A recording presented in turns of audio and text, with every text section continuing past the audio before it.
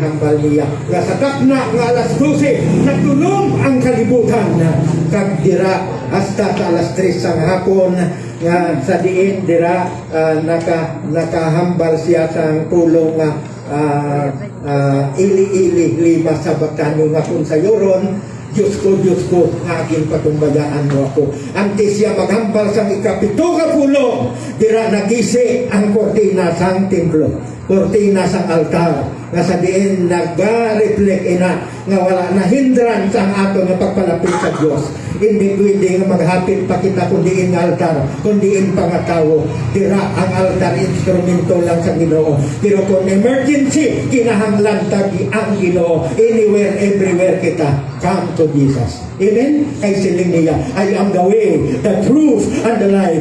No man cometh unto the Father but by me. Abyan kag nigog mga kauturan, ang aton nga una kay kaduha nga pulong na nagasiling diri assurance of God's pardon. No? Amoy na ang ginhatag nga dako nga saad sa aton nga ginpatawad. Kung ginpatawad na kita sang Dios, wala na sinsinuman nga makabalabak sina. Bisan ano kadako pang imo akon kagaton mga sala, ang Dios lang gamhanan nga makapatawad sina sa aton kag makasaad sang kabuhi nga wala sing katapusan sa aton. Kag ang ikatlo diri amoy na ang pulong na tawag call to care for human welfare. No? Ang ginhambal niya na dapat sa panimalaya ang relasyon maayo. Amen? Ang ginikanan nagapalangka sa kabataan, ang kabataan nag-respect kag nagatuman sa aton nga mga ginikanan. Amo ini ang words nga ginbilin sa akong Ginoo na ang iyang kabig nga tawhanon nga iloy sakop sa kaluwasan sa atong Ginoo. Amen? Amo ina nga naghambal na lang siya babae, no? Babae, lalaki. Kaya gintuga kita sa Diyos, babae lang pag lalaki. Amoy na nga ang aton Ginoo ginaangkat kita nga hindi kita mag-inaway subong isang panimalay nga Kristohanon daw impierno ang sasulod ng balay.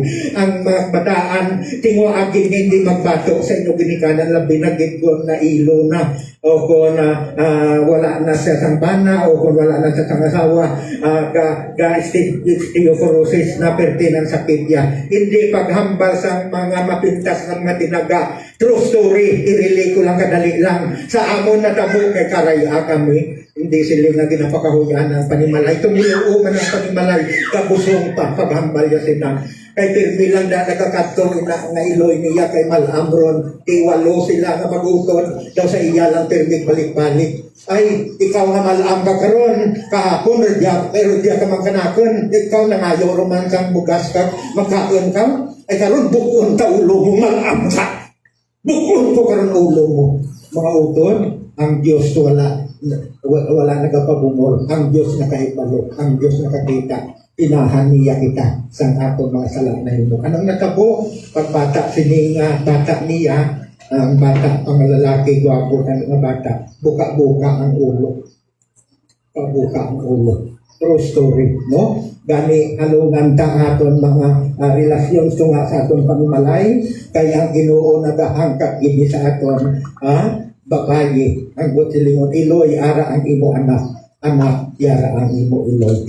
Ginpamatudaan isang anak, ginalaya pa uli ang iloy. Hindi ba lang? At dito na din, istar sa ilang balay. Ang ikatlo diri, listening to the voice of the abandon. Dawin si Kuway siya kabay sa word nga ili lima sa bataning sa Hebreo ina nga kung sa yuron Diyos ko nga agin patumbayaan mo ako. Gani sa palibot ta kung diin man makakita kita daw abandon sila, neglected sila, may sarang kita mabulit sa ila. Isa man ila ka misyon ginhatag sang Diyos sa aton nga himuon naton samtang may tion pa kagalay pa kita nga mga kaanak niya sa kalibutan. Amen? No? Ang ikalima dira tanan kita nga mga tao kabatyag sa natawag kauhaw. Kung nauhaw kita siyempre mainom din sang tubig, no? Tawanon kita tubig man physical kag nagditiring kayo na to namin may ice, no? Kaya maupawan gawa. Pero namin gid nga everyday full kita sa living water ni Jesus, no? Ang buhig na tubig nga sabihin amo lang makapumpaw sa aton espirituhanon nga kauhaw. Amen? ang aton espiritu nga pagulot mo amo ang iya word. Ang pulong sang Ginoo buhi sa tanan gination.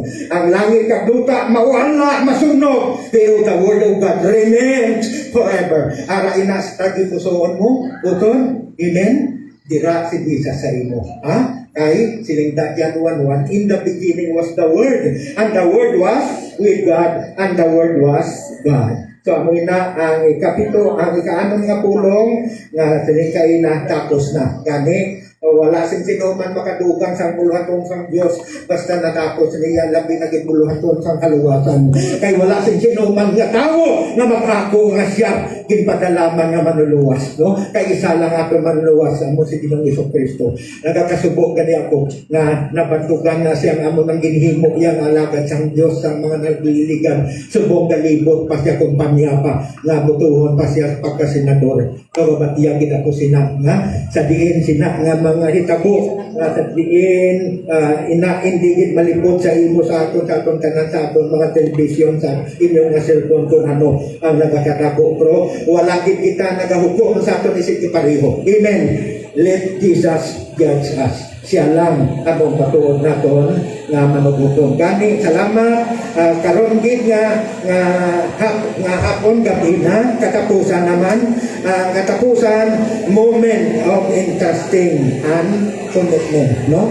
Tiyon na ini nga aton itugyan sing bugos ang aton kabuhi sa iya. Kag magkomiter kita nga kabuhi ka kay siya ang kadiya. Siya lang kinalahon ang aton Ginoo kag personal nga manluluwas. Wala na ibang nga ngalan kundi the name above all names, Jesus Christ. Amen? Ang aton Ginoo Jesucristo manluluwas ka, aton Jesucristo hari ka. Jesus means Savior, Christ means Messiah, our King.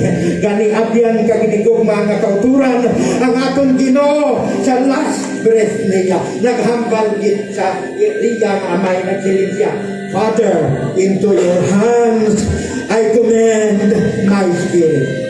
Kag sa tapos gid siya nga naghambal sini, napatay siya. Abyan kaginigugma nga kauturan. Kag mabasa ina sa Luke 23:46. Basahon nato ini sa pagpamatuod Luke 23:46, no? Okay, sini nga pulong 23:46.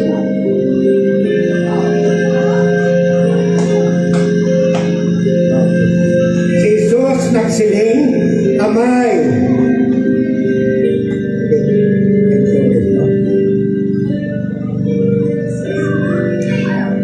Look at 23:46, no? So ari palihog ko mangkris, palihog ko lang ta. Dayon si Jesus nagsinggit sa mabaskog nga tingog, amay sa imo mga kamot, ginatugyan ko ang akong espiritu. Sa makasiling siya sili, napatay siya. Amen. So, inaisagin ka lasing niya. Amay sa imo mga kamot, kinatugyan ko ang akon espiritu. Akon nakabuhi, hulam ta sa Ginoo, we are not the owner, we are only steward. Gani all the time, kakatulog man kita, let God watch us. Gapre kita nga siya lang aton nga spiritual nga shepherd. Siya aton good shepherd nga nagabantay sa aton, wala siya ginakapoy, wala ginatuyo, pero di nagamata agon bantayan lang kita nga iya nga mga anak. Kag ang tanan kung kinatugyan ta sa iya, ang iya kabubuton matuman buhi pa kita. Amen. Pagkagamata kita buhi kita, pasik naman kita ano aton imuon, isa lang kangalan pasalamatan naman aton, no? Itugyan ta ang aton bukos kabuhi pagpasalamat sa aton Ginoo. Kay siya lang amo ang maayo kag matuod naton nga manugbantay. Kag karon nga gabi ang tanan-tanan na hibaluan, nabasa sang Dios aton una, nabasa niya aton kagipusoon, wala sing nalipot sa iya. Ang tanan gin-surrender bala natin sa iya. Amen. Katapusan masiling kita tunganan ta katapusan nga word niya. Father, sige. Father, into your hands I commend my spirit. To God be the glory. Salamat kita na kita Sunday morning, no? Sa ato na sunrise service. Maraming salamat, Pastor. This time, magpapamati naman kita sa isang